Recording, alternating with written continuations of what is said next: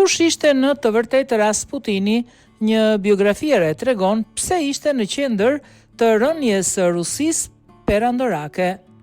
Grigori Jefimovich Rasputin, një nga figurat më kontroverse në historinë ruse, lindi në vitin 1869 në një fshat në lindje të Uraleve.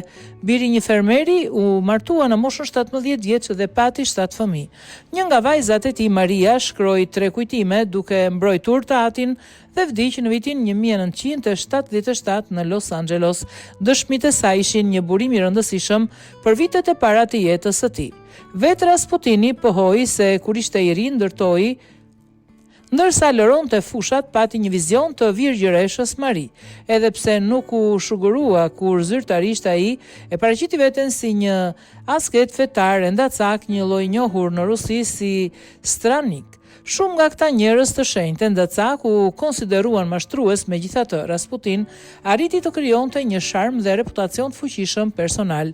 Sipas historianit Antoni Beevor, në historinë e tij të re të Rasputinit, talenti i tij më i madh duket se ka qenë aftësia e tij për të lexuar karakteret e njerëzve në një masë të tillë sa ata besonin se ai mund t'u lexonte mendjet. Ai ishte gjithashtu ambicioz dhe i mprehtë. Ngjitja në oborin e Romanovëve. Pas mbërritjes në Shën Petersburg, Rasputin filloi të pretendonte se kishte fuqi shëruese dhe shumë shpejt të roqi vëmendjen e qarqeve aristokrate. Ndërsa fama e tij u rrit, ai dërgoi një telegram carit Nikolaj II dhe gruas së tij, caresh Aleksandra, duke njoftuar dëshirën e tij për t'u ofruar atyre një ikon të mrekullueshme. Çifti perandorak, i cili besonte fuqimisht se ata sundonin me të drejtën hyjnore dhe ishin të prirur ndaj supersticionit, tregoi interes për njeriun e shenjtë misterioz. Para Rasputinit, caresha ishte drejtuar tek një shërues francez i njohur si Monsignor Filipe, i cili pretendonte se ishte në gjendje ta ndihmonte të kishte një trashëgimtar mashkull. Edhe pse përfundimisht ai era nga favori i oborit, Aleksandra me të vërtet pati një djalë, Aleksej. Trashëgimtari i ri megjithatë vuante nga hemofilia, gjë që shkaktoi shqetësim të madh tek prindrit e tij. Në këtë pikë u shfaq Rasputini, i cili duket se ka qenë në gjendje ta ndihmojë Aleksejin e ri psikosomatikisht gjatë periudhave të sëmundjes. Kjo e bëri atë jashtëzakonisht të vlefshëm për careshën. Ai shpejt fitoi akses pothuajse të pakufizuar në mjedisin perandorak, ndërsa i drejtoi çiftit si baba dhe mami, ndërsa ata thjesht e quanin miku ynë. Reputacioni, skandale dhe reagime. Pavarësisht ndikimit të madh në pallat, Rasputin përshkruhej nga Beevor si veçanërisht i vrazhd në sjelljen e tij. Megjithatë, në rrethet e shoqërisë së lartë ai ushtronte një bukuri të çuditshme. Në sallonet e Shën Petersburg ai citonte fragmente nga Bibla dhe shtonte komentet e tij, të cilat i bënin ide të thjeshta të dukeshin të thella.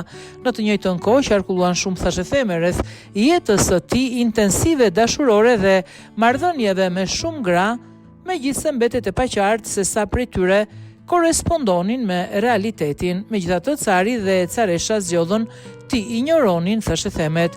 Prania e tij në obor shkaktoi reagime të forta. Shumë politikanë dhe antar të aristokracisë paralajmëruan për ndikimin e tij, ndërsa udhëheqësia e kishës ortodokse ishte kryesisht armiqësore ndaj tij.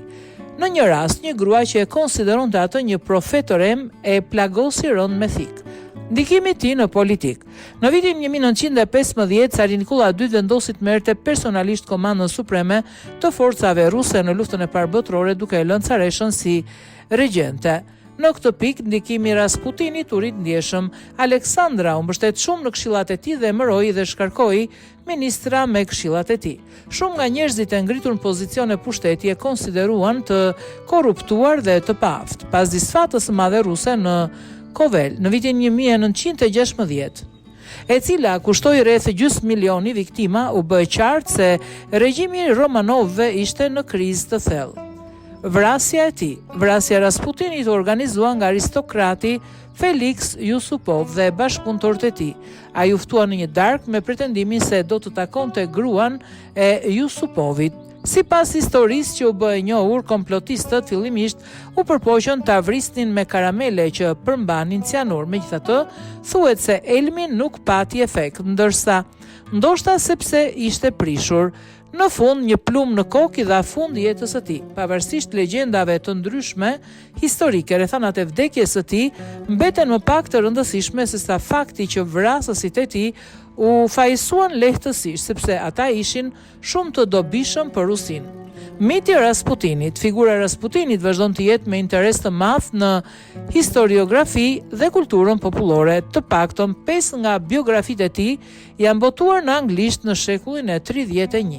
Biografia e Anthony Beevor bazohet në materiale arkivore dhe në bashkëpunim me historianen ruse Luba Vinogradova, ndërsa historia konsiderohet e dokumentuar mirë dhe e shkruar qartë, disa argumenta nuk ofrojnë një perspektivë thellësisht të çmendur në lidhje me rënien e regjimit të carit në Rusi.